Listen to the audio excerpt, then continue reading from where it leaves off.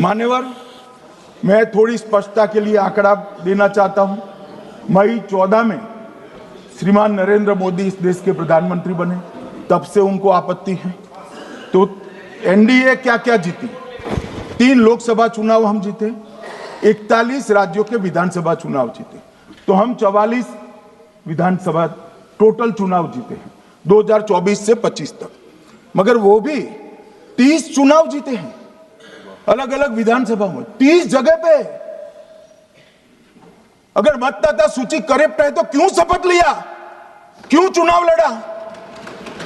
आप बताइए देश की जनता को। आप लोग यहाँ कैसे पहुंचे? श्री राहुल गांधी जहां से चुनकर आए थे, वो वायनाड की मतदाता सूची में भी मेरी पार्टी ने प्रेस कॉन्फ्रेंस कर इसी प्रकार की डिस्क्रिपेंसी को बताया है। इसका जवाब नहीं देते। हमने अमेठी का भी बताया है, इसका जवाब नहीं देते हैं।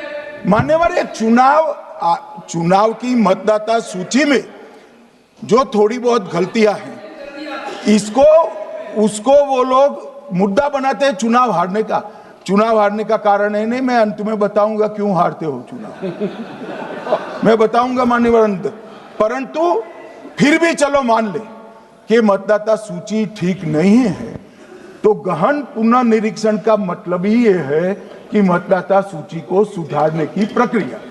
अब इसमें आपके बीएलए सहयोग नहीं करते हैं, आप उसका बहिष्कार का ऐलान करते हो, आपकी राज्य सरकारें जहां है वो मदद कम करती हैं, तो कैसे मतदाता सूची का शुद्धिकरण होगा? जो आपकी डिमांड है वो ही चुनाव आयोग कर रहा है। आपकी डिमांड है कि मतदाता सूची ठीक हो, वो चुनाव आयोग कर रहा है। मगर हुआ क्या है मान्यवर मालूम है? इनको अब अगर प्रेस में कोई पत्रकार उनको पसंद ना आए ऐसा सवाल पूछते हैं तो तुम बीजेपी के एजेंट हो ऐसा कहते हैं। मान्यवर, सवाल जो भी हो उसको लेना चाहिए। मान्यवर, पत्रकार कभी बीजेपी का एजेंट नहीं होता है। मगर आप अगर ऐसा मानते हो कि लोकतंत्र में आपको पसंद आए ऐसे ही सवाल पत्रकार पूछे, तो ये नहीं हो सकता। इमरजेंसी नहीं है भाई, इमरजेंसी नहीं है। मान्यवर, एक प्रेस में कोई सवाल पूछता है तो कहते हैं बीजेपी के एजेंट हो। केस हारते हैं तो जज पर आरोप कर देते हैं, चुनाव हारते हैं तो ईवीएम पर आरोप करते हैं। ईवीएम की दलील अब गले नहीं उतरती तो वोट चोरी का मुद्दा लेकर आए। वोट चोरी का मुद्दा लेकर पूरा बिहार में यात्रा निकाली, फिर भी हार गए। अब हारने का कारण आपका नेतृत्व है, ये हारने का कारण ईवीएम और मतदाता सूची नहीं। और अगर ये मानते हैं मान्यवर,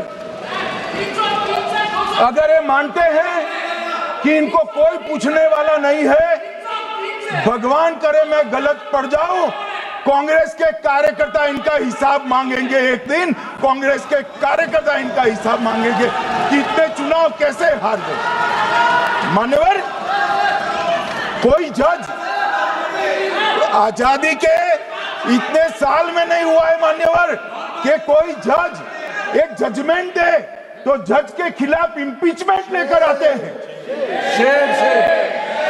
अपनी वोट बैंक को एड्रेस करने के लिए इंपीचमेंट लेकर आते हैं मान्यवर।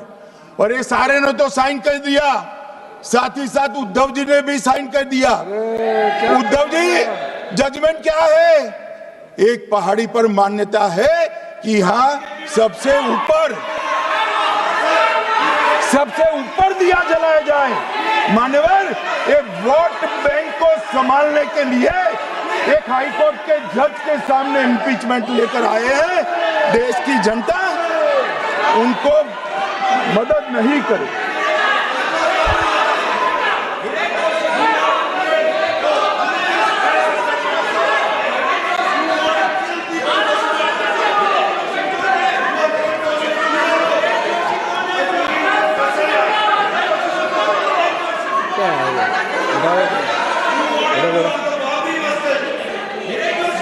प्लीज नो, माननीय गृह मंत्री जी।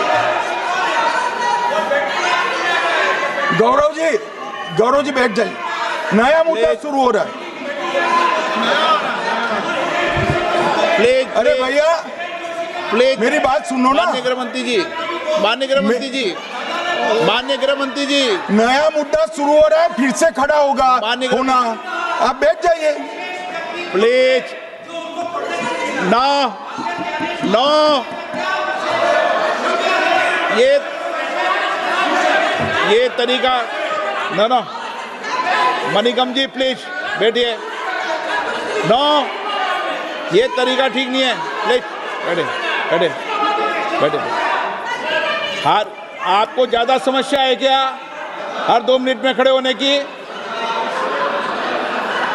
हर 2 मिनट में खड़े होने की समस्या है क्या आपको लोगों? बैठिए, ऐसे नहीं चलेगा। मान्यवर, 2014 के बाद अरे दादा ये भी बैठ गए, अब बैठ जाओ। मान्यवर, 2014 के बाद हारने की परंपरा शुरू हुई। हारने की परंपरा शुरू होने के बाद हाँ जीते ही है, मगर हारने की भी परंपरा हुई है।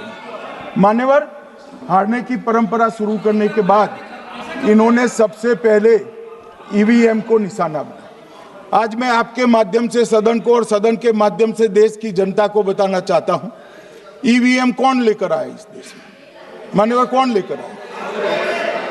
15 मार्च 1989 को जब राजीव गांधी इस देश के प्रधानमंत्री थे, तब ईवीएम लाने का कानूनी बदलाव किया गया था। सुन लो। अब राजीव गांधी के ईवीएम के कानून का भी विरोध कर रहे हैं।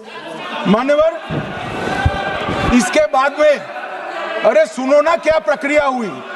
इसके बाद में ईवीएम के खिलाफ किसी ने याचिका करी। इस देश की सर्वोच्च न्यायालय के 5 जजों ने बैठकर ईवीएम के कानूनी बदलाव को 2002 में उचित ठहराया। मानो राजीव गांधी को भी नहीं मानते, सर्वोच्च अदालत को भी नहीं मानते हैं। फिर 98 में मध्य प्रदेश, राजस्थान और दिल्ली, इसमें सिर्फ 16 विधानसभाओं में इसका ट्रायल लिया गया। कितना केयरफुल है ये भी बताता हूं। हुडा बैठो, ये भी कितना केयरफुली चुनाव आयोग आगे बढ़ा है। मध्य प्रदेश, राजस्थान और दिल्ली, ये राज्यों की सिर्फ 16 विधानसभा में इसका ट्रायल लिया गया।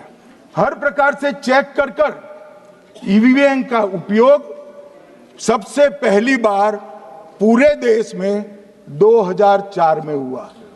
2004 का महत्व है माननीय, सबसे पहले 2004 में हुआ। पूरे लोकसभा चुनाव हमारे समय में ईवीएम का उपयोग हुआ। लाए राजीव गांधी, वहां से लेकर 2004 तक। और 2004 के चुनाव में कौन जीता भाई? वो जीत गए। उस वक्त ईवीएम की चर्चा बंद। 2009 का चुनाव हुआ, पूरा ईवीएम से हुआ, ये जीत गए। चुप्पी साध ली। 2014 में सब हम जीते तो कौ चालू कर दी। वो सरकार में थे। मान्यवर, ये क्या है?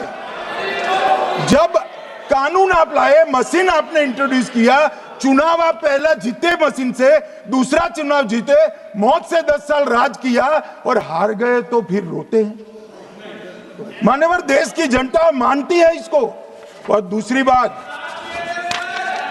बात, जब चुनाव आयोग को भी लगा कि सच्चे झूठे आरोप होते हैं, तो इस पर रिसर्च की एक प्रक्रिया हुई। मानिएगा 5 साल रिसर्च के बाद वीवीपीएटी की इंट्रोडक्शन हुआ। ये वीवीपीएटी क्या है? मैं जब वोट दबाता हूं तो समझ गए दादा, धन्यवाद। मान्यवर, मैं जब वोट दबाता हूं तो मैंने कमल के निशान पर वोट दबाया।